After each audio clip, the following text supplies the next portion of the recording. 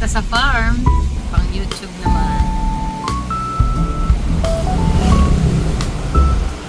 Tayo na ay pupunta sa farm. At bagong ipapakilala sa ating pamilya si Blackie at si Brownie.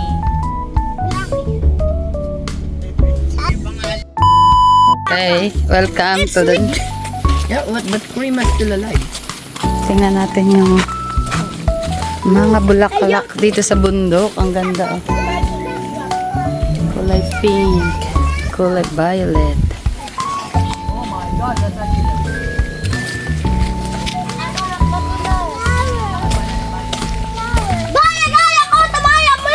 May goto si Hari. Sweet na malagay mo dito, anak.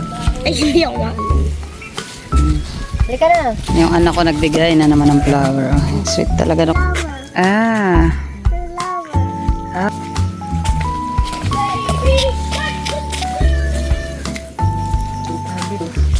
Alam na ni Ari mga pinupuntahan. Hindi sama daddy na card. Hindi daw kasama. So, ayan na. Tayo ay nadya na sa tabing itong daanan dito sa bahay ng kapatid ko maputik. Nakabuta kami. Ang cute. Mga halaman. Mami, naiyak. Ha? Nagtubo na ang palaya?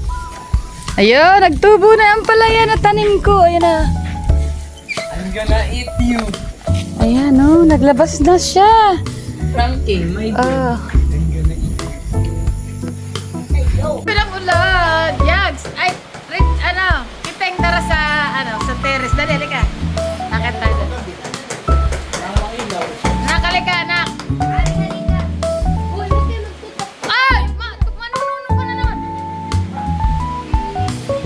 Ay, paano to? Walang ilaw, madilim.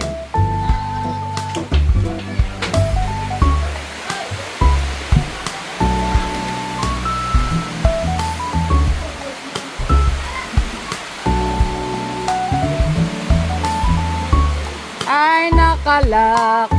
Paano ba to?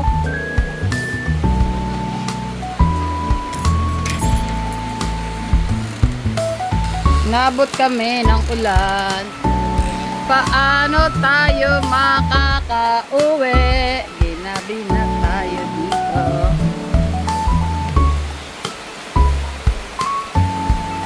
Kiteng!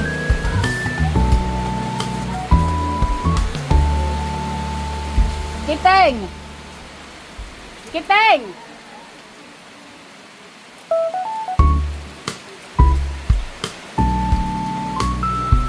Hindi nakita ang view.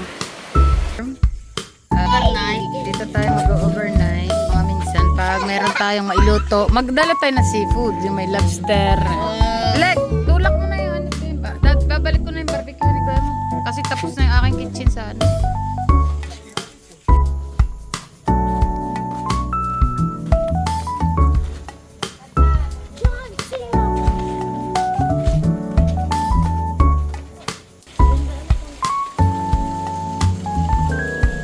Maginhawa pati.